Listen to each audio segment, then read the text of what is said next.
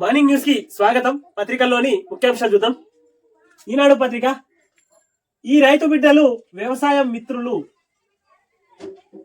అన్నదాతల కష్టాలను తీర్చేందుకు ప్రయత్నం, నల్ల తామరపై యువ శాస్త్రవేత్తల ప్రయోగాలు, సేంద్రియ పురుగు మందు తయారీలో విజయం అంటూ వార్త వేసుకుని వచ్చింది. ఇక్కడ మొత్తం మీద 3వ పేజీలోని వార్త ఇది తొలి సేంద్రియ నల్ల తామర నాశిని అంటూ వార్త వేసుకుని వచ్చింది. ఇక్కడ ప్రతి ముగ్గురులో ఒకరు పడిపోతున్నారు, మళ్ళీ వయసులో ఇదో ప్రధాన సమస్య, తూలి పడితే తుంటికి ముప్పు, మానసిక దౌర్బల్యానికి దారితీస్తుంది, కింద పడిపోవడానికి కళ్ళు బయర్లు కమ్మడం ఓ ముఖ్య కారణం, ఇంపీరియల్ కాలేజ్ ఆఫ్ లండన్ అధ్యయనంలో వెల్లడి, అప్రమత్తత తప్పనిసరి అంటున్న senior general physician doctor Praveen Kulkarni అంటూ వార్త వేసుకుని వచ్చింది. 2వ పేజీలోని వార్త. మొత్తం మీద ప్రతి ముగ్గురిలోనూ ఒకరు పడిపోతున్నారు, కళ్ళు బైర్లు గమ్మి లేదా కళ్ళకు చీకటి వచ్చేసి పడిపోతున్నారు అంటూ వార్త వేసుకొని వచ్చింది. మొత్తం మీద ఇదొక రోగం లెక్క మారుతున్నది ఇది అంటూ వార్త. మానసిక దౌర్బల్యానికి దారి తీస్తుంది అంటూ వాగ్వాదాలు వాయిదాలు, ధన్ఖడ్ పై అవిశ్వాసంతో రాజ్యసభలో ప్రతిష్టంభన, కళ్యాణ్ బెనర్జీ వ్యాఖ్యలతో స్తంభించిన లోక్సభ, భాజపా సభ్యులకు తీవ్రన పథకాలు, గులాబీలు, రాహుల్ గాంధీ వినూత్న నిరసన అంటూ వార్త వేసుకుని వచ్చింది. 2వ పేజీలోని వార్త ఇది.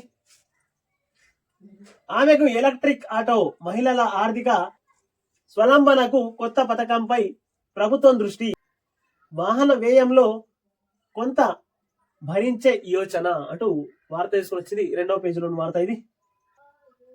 నికేష్ అక్రమార్జన రోజుకు ₹2 లక్షల పైమాటే, నీటిపారుదల ఏఈఈ హోదాలో అడ్డగోలు దోపిడీ, 10 ఏళ్ల ఉద్యోగ జీవితంలో కూడబెట్టింది 100 కోట్ల పైమాటే, ఎఫ్టిఎల్ బఫర్ జోన్లలో వెంచర్లకు ఎడాపెడ అనుమతులే కారణం, మొత్తం దందాలు, ఆస్తుల గుట్టు తేల్చి పనిలో ఏసీబీ అంటూ 3వ పేజీలో వార్త.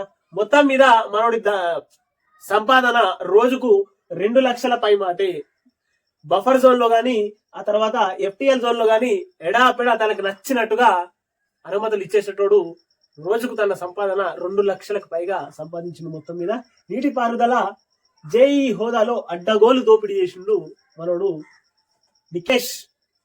ఇక ఆయన సంపాదనకైతే కొదవలేదు. మొత్తం మీద 10 ఏళ్ల ఉద్యోగంలో దాదాపు 100 కోట్లకు పైగా సంపాదించిన మనోడు ఘనకర్య అని చెప్పాలంటే షార్టర్ అంత ఉంది. మొత్తం మీద ఏసీబీ మొత్తం మీద ఆయనకి ఏం లెక్కున్నది, ఎన్ని ఆస్తులు ఉన్నాయి, వాటి వివరాలు తేల్చే పనిలో ఏసీబీ ఉన్నది అంటూ వార్త వేసుకొని వచ్చింది.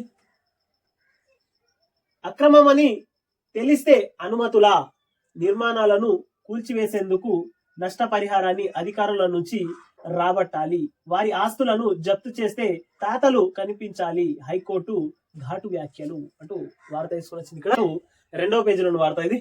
అక్రమ నిర్మాణాలను కూల్చివేసినందుకు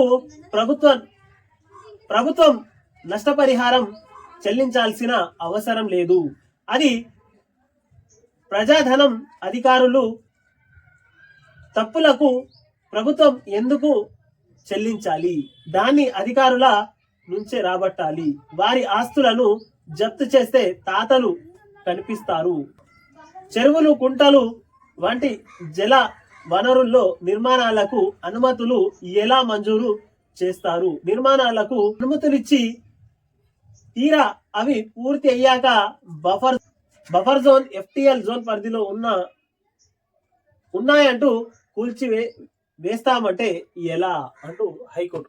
మొత్తానికైతే ఇచ్చేటప్పుడు అధికారులు మాత్రం బఫర్ జోన్ అని, ఆ తర్వాత చెరువులు, కుంటాల భూమి అని చెప్పరు.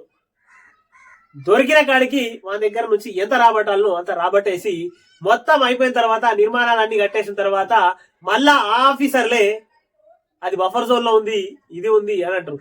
మొత్తం మీద ఇక్కడ హైకోర్టు స్పష్టంగా చెప్పింది ప్రభుత్వం ఎందుకు భరిస్తుంది, అక్కడ ఉన్నటువంటి ఉద్యోగి ఎవరైతే ఉంటారో ఎట్లయితే అనుమతులు ఇచ్చిండో మళ్ళీ ఆ ఉద్యోగి మళ్ళా బఫర్ జోన్ లో ఉందని ఎలా చెప్తాడు? వీళ్ళ దగ్గర నుంచే వసూలు చేయండి, వాళ్ళకి తాతలు కనిపించాలి అంటూ హైకోర్టు ఘాటు వ్యాఖ్యానం చేసింది. కుటుంబాన్ని మించిన రుణపాశం, షేర్ మార్కెట్ లో పెట్టుబడులకు భారీ అప్పులు, నష్టాలు రావడంతో తీర్చలేక తల్లిదండ్రులు సోదరితో కలిసి యువకుడి ఆత్మహత్య, మంచిర్యాల జిల్లాలో ఘటన అంటూ 11వ పేజీలో వార్త ఇది.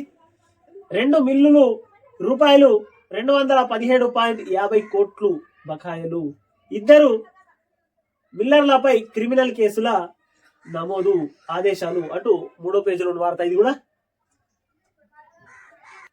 చిలపల్లికి జాతీయ పంచాయతీ పురస్కారం ప్రధానం అంటూ 3వ పేజీలో వార్త ఇది కూడా. ఉత్తమ లెజిస్లేటర్ పురస్కారం అంటూ వార్త వేసుకొని వచ్చింది ఇక్కడ. హామీలను విస్మరించిన కాంగ్రెస్ అంటూ వార్త వేసుకొని వచ్చింది ఇక్కడ. ఆ పార్టీ నేతల పేర్లతో ఉన్నవన్నీ బారస అధికారంలోకి రాగానే మారుస్తాం, కేటీఆర్ రాహుల్ గాంధీకి బహిరంగ లేఖ అంటూ 2వ పేజీలో వార్త. ఇక గడికో బుడర కలేశం ఇస్తున్నాడు ఈయన. నెలాఖరులోగా ఇంద్రమ్మ ఇండ్ల దరఖాస్తుల పరిశీలన, కలెక్టర్లతో వీడియో కాన్ఫరెన్స్ లో మంత్రి పొంగులేటి శ్రీనివాస్ రెడ్డి అంటూ 2వ పేజీలో వార్త ఇది. ఆచార్యుల పదవి విరమణ వయస్సు 65కు పెంచండి అంటూ 12వ పేజీలో వార్త ఇది. కేనా టీవీని సబ్స్క్రైబ్ చేయండి, షేర్ చేయండి, కామెంట్లు పెట్టి